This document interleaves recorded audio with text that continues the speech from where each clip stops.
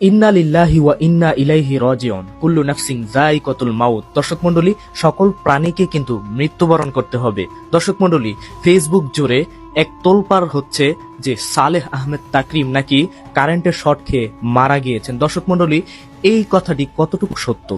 AHPTV surviving in the way of Allah.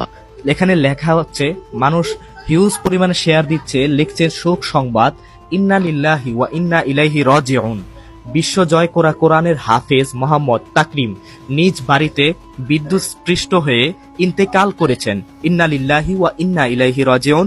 সকলের কাছে দোয়ার দরখাস্ত রইল, মহান আল্লাহ রাব্বুল আলামিন মরহুমকে জান্নাতবাসী করুন, আমিন। দর্শক মণ্ডলী, এরকম কিন্তু একটা পোস্ট নয়, হিউজ পরিমাণ শেয়ার হচ্ছে, সবগুলো পড়ারও সময় নাই। তো আসলে কাহিনীটা কি? একজন কোরআনের হাফেজ কি এভাবেই এত অল্প বয়সে আমাদের থেকে বিদায় নিয়ে চলে গেলেন, আমাদেরকে এতিম করে রেখে গেলেন? যে কোরআনের হাফেজ বিশ্ব দরবারে বাংলাদেশকে এভাবে প্রেজেন্ট করত, বাংলাদেশের সুনামকে এভাবে অর্জন করত, সব সময় প্রথম স্থান ছিনিয়ে নিয়ে আসতো, সেই কোরআনের হাফেজ আমাদেরকে এভাবে রেখে মৃত্যুবরণ করলেন। দর্শক মণ্ডলী, এই ঘটনাটি জানি আপনাদেরও মনে অনেক কষ্ট দিচ্ছে। যদি আপনার সালেহ আহমেদ তাকরিমকে ভালোবেসে থাকেন, অবশ্যই কমেন্টে বলে যাবেন। দর্শক মণ্ডলী, যারা যারা সালেহ আহমেদ তাকরিমকে ভালোবাসেন, অবশ্যই আপনাদের অন্তর অনেক কান্না করছে, তার জন্য অনেক কষ্ট লাগছে। তাই তো দর্শক মণ্ডলী, আমরা আসলে বাঙালি জাতি এরকম একটা জাতি যে কোনো কিছু দেখলে যাচাই বাছাই না করেই হিউজ পরিমাণে শেয়ার দেওয়া শুরু করে দেই।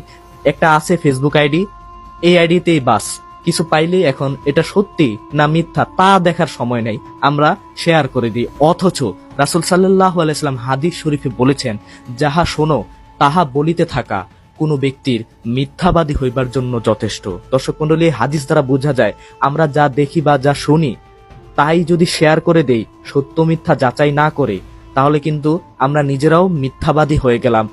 রাসূল সাল্লাল্লাহু আলাইহি সাল্লামের এই হাদিসটি কতটা সুন্দরভাবে এখানে খাটতেছে দেখছেন আপনারা।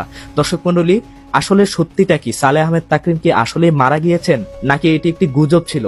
আসলে তিনি মারাও যাননি বা এটি কোনো গুজবই না। তাহলে আপনারা কি বলতে চাচ্ছেন আমি কি সত্য বলছি? তাও না, আপনাদেরকে আসল সত্যিটা আমি আপনাদেরকে প্রকাশ করে বলছি। আসল সত্যিটা হচ্ছে, এখানে সালেহ আহমেদ তাকরিম নামের আরেকজন আছে, তার নাম সালেহ আহমেদ তাকরিম নয়। সালেহ আহমেদ তাকরিম তো হচ্ছে সিরাজগঞ্জের, কিন্তু আরেকজন তাকরিম আছে, আবার সেও হাফেজ, সে মারা গিয়েছে। তার নাম হচ্ছে, তার ছবিটা আমি পাশে দিয়ে দিচ্ছি, তার নাম হচ্ছে শুধু তাকরিম। সে বাগেরহাটে নিজ বাড়িতে কারেন্টের শর্টে মারা যায়। ইন্না লিল্লাহি ওয়া ইন্না ইলাইহি রাজিউন। আল্লাহ তাকে জান্নাতবাসী করুন।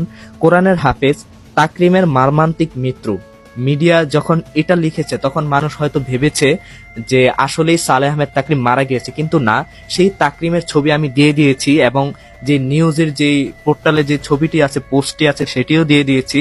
তো আপনারা বুঝতে পারছেন আসলে আমাদের সালেহ আহমেদ তাকরিম এখনো জীবিত আছেন। আল্লাহ তাকে আরো দীর্ঘ নেক হায়াত দান করুক, তিনি জীবিত আছেন। কিন্তু আরেকজন ভাই কোরআনের হাফেজ তাকরিম, তিনি মারা গিয়েছেন কারেন্টের শর্ট খেয়ে ছোট অল্প বয়সে। দর্শক মণ্ডলী, কে কখন দুনিয়া থেকে চলে যাব, আসলে এগুলো দেখলেই কিন্তু বোঝা যায় যে মৃত্যুর কোনো টিকিট নাই, যে কোনো বয়সেই কিন্তু মৃত্যু হয়ে যেতে পারে। তাই এই ছোট কোরআনের হাফেজ ভাইটির জন্য অবশ্যই মনের প্রাণে দোয়া করবেন এবং আরো দোয়া করবেন যাতে আল্লাহ তাআলা আমাদের সালেহ আহমেদ তাকরিম ভাইকে হেফাজতে রাখুন এবং দীর্ঘ নেক হায়াত দান করুন এবং আমাদের বাংলাদেশের নাম আরো উজ্জ্বল করার তৌফিক দান করুন। দর্শক মণ্ডলী, এবং সালেহ আহমেদ তাকরিমকে নিয়ে যাতে আর মানুষ এরকম ভুয়া নিউজ শেয়ার না দেয়, তাই এই ভিডিওটি শেয়ার করে সকলের দৃষ্টি আকর্ষণ করে দিবেন। আজকের মতো এখানেই বিদায় নিচ্ছি। যারা সালেহ আহমেদ তাকরিমকে ভালোবাসেন অবশ্যই কমেন্টে বলে যাবেন। দেখা হবে পরবর্তী কোনো ভিডিওতে। সেই পর্যন্ত সবাই ভালো থাকবেন, সুস্থ থাকবেন।